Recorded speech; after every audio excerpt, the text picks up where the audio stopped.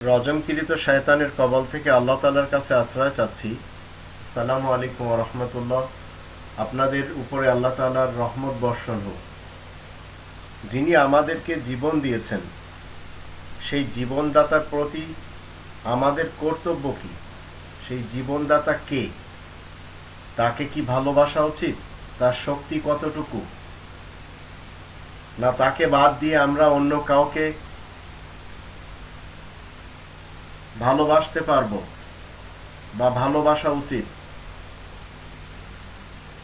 আমাদের জীবনদাতা তিনি ব্যতীত অন্য কেউ কি আর শক্তিধর রয়েছেন?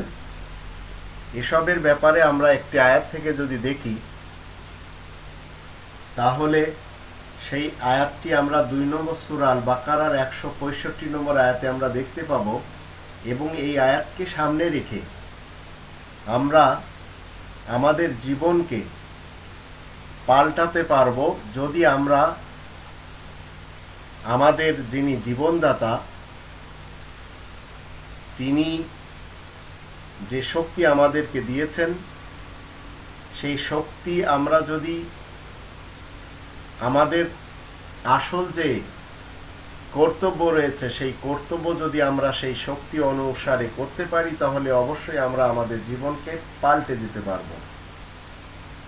আল্লাহ বলছেন,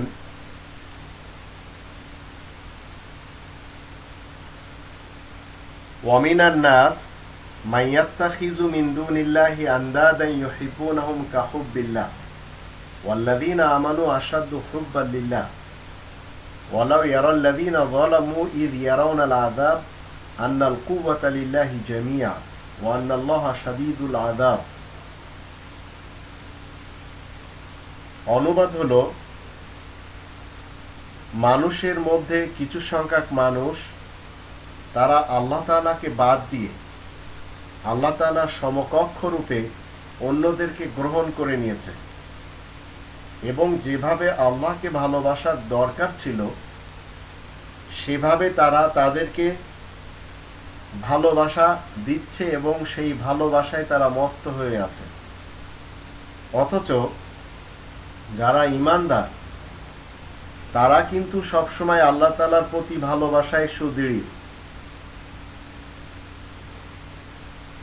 আর জালেমরা যখন শাস্তি দেখে নিবে, যারা দুর্নীতি করেছে এই পৃথিবীতে, তারা প্রকৃত শাস্তি দেখার সময় তারা বলে বসবে যে সমস্ত শক্তির একমাত্র মালিক আল্লাহ। আর আল্লাহ তাআলা শাস্তি দানে অত্যন্ত কঠোর। এই দুর্নীতিবাজ, এই জালিম শাসক, এরা কখন বলবে সমস্ত শক্তির একমাত্র মালিক হলেন আল্লাহ? তারা যখন তাদের জীবনকাল শেষ করে ফেলবে, তারা যখন তাদের হৃদয়ের উপরে মোহর লেগে নিবে, তখন আর তাদের এই স্লোগানে কোনো লাভ হবে না। কারণ তাদের ব্যাপারটি নিয়ে আল্লাহ রাব্বুল আলামিন বলছেন, তারা যতই চেষ্টা সাধনা করুক না কেন, তাদের আর কোনো কাজ হবে না। তারা প্রকৃতপক্ষে তাদের হৃদয়ের উপরে, তাদের কর্ণশক্তির উপরে এবং তাদের শ্রবণ শক্তির উপরে, দৃষ্টিশক্তির উপরে তারা মোহর লাগিয়ে নিয়েছে, তাদের হৃদয়ের উপরে মোহর লাগিয়ে নিয়েছে। বিধায় আর কোনো কাজ হবে না। 2 নম্বর সূরা আল বাকারার 8 নম্বর আয়াতে আল্লাহ বলছেন, 7 এবং 8, খতামাল্লাহু আলা কুলুবিহিম ওয়া আলা সামইহিম ওয়া আলা আবসারিহিম গিশাওয়া ওয়া লাহুম আযাবুন আযীম। আল্লাহ তাদের হৃদয়ের উপরে, তাদের শ্রবণ শক্তির উপরে এবং তাদের দৃষ্টি শক্তির উপরে পর্দা টেনে দিয়েছেন, সিলমোহর লাগিয়ে দিয়েছেন। তাই তাদের জন্য ওয়ালাহুম আযাবুন আযীম, চিরস্থায়ী ভয়ানক আযাব রয়েছে। ওয়ামিনান নাসি মান ইয়াকুলু আমান্না বিল্লাহি ওয়া বিল ইয়াউমিল আখিরি ওয়া মা হুম বিমুমিনিন।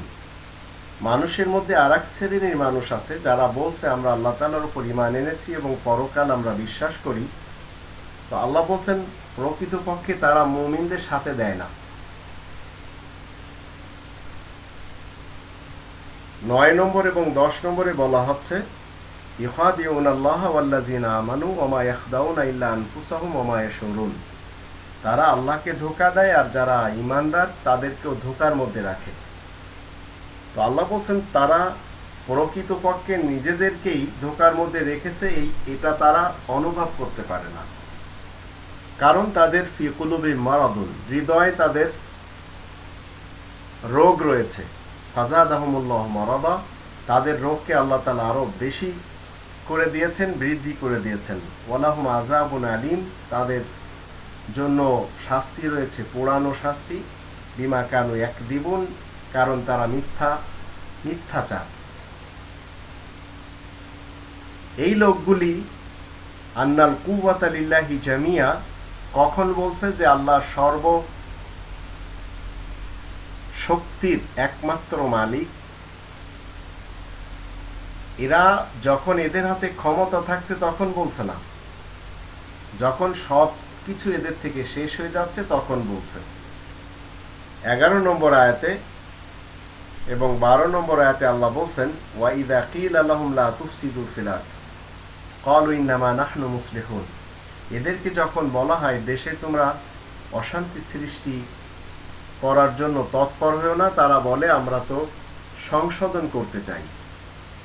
তো আল্লাহ বলছেন আলা ইন্নাহুম হুমুল মুফসিদুন, এরাই প্রকৃতপক্ষে ফাসাদ সৃষ্টিকারী, দুর্নীতিবাজ, দুষ্কৃতিকারী। ওয়ালাকিন লা ইয়াশউরুন, কিন্তু এরা তা জানে না। এই লোকগুলি যারা আল্লাহ ব্যতীত, এখানে 2 শ্রেণীর লোকদেরকে আমরা দেখতে পেলাম। এক শ্রেণীর লোক তারা এই পৃথিবীতে ক্ষমতাধর, আর এক শ্রেণীর লোক তারা হলো এই পৃথিবীতে ভ্রান্ত ধার্মিক। ভ্রান্ত ধার্মিকেরা তারা তাদের জীবনকে পাল্টাতে পারে না, কারণ সব সময় তারা উচ্চতর যে একটি শক্তির মালিক আল্লাহ তাকে বিশ্বাস করে, কিন্তু সাথে সাথে মৃতদেরকে বিশ্বাস করে। যারা কবরে পড়ে আছে, দরগাতে মাজারে পড়ে আছে, তাদেরকেও বিশ্বাস করে। এরা সবাই ভ্রান্ত ধার্মিক। তো এদের জীবন কখনো কোরআন পরিবর্তন করে না।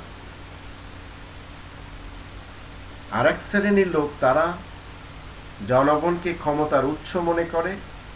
তারা সবাই আব্রাহাম লিঙ্কনের অনুসারী, কিন্তু যখন তাদের থেকে এই ক্ষমতাগুলি চলে যায়, তাদের শক্তি যখন শেষ হয়ে যায়, যখন তারা পরকাল দেখতে পায়, তখন তারা বলে আন্নাল কুওয়াতা লিল্লাহি জামিয়া, সমস্ত শক্তির একমাত্র উৎস তো আল্লাহ।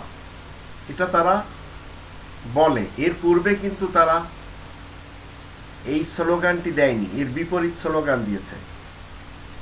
তো প্রকৃতপক্ষে একজন মানুষ যদি সে এতটুকু চিন্তা করে যে যিনি জীবনদাতা, যিনি জীবন দান করেছেন, তার পক্ষ থেকে আমাদের একটি কর্তব্য রয়েছে।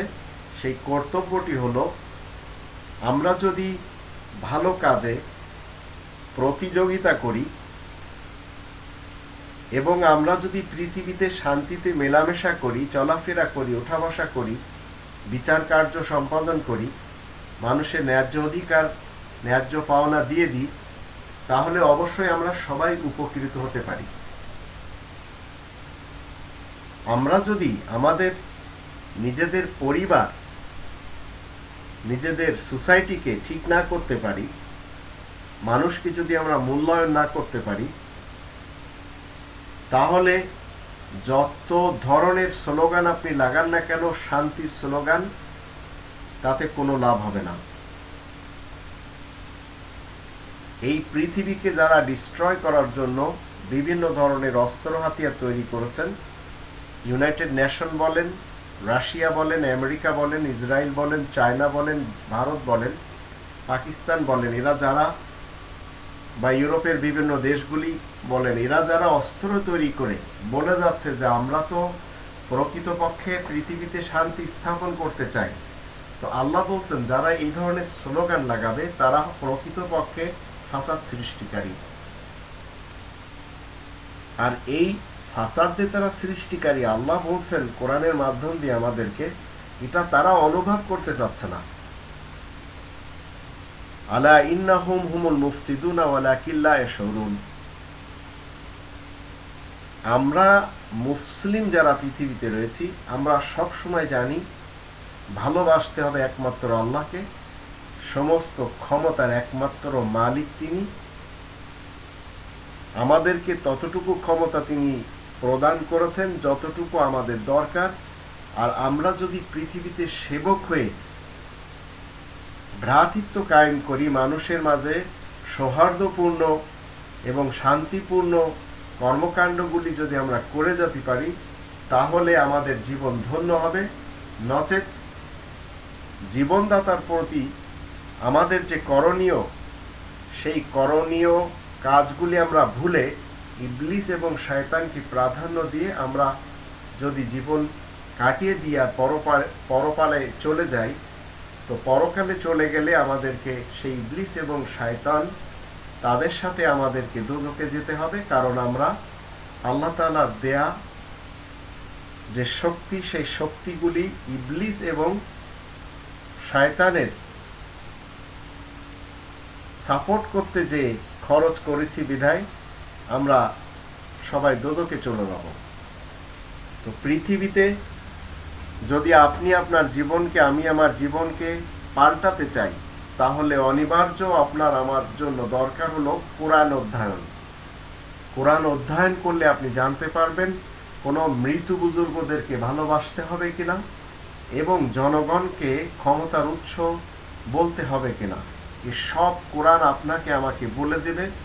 দরকার শুধু যিনি জীবন দিয়েছেন তার পক্ষ থেকে যে কর্তব্য আমাদের উপরে রয়েছে, যে দায়িত্ব আমাদের উপরে দেয়া হয়েছে, সেই দায়িত্বকে সঠিকভাবে পালন করা।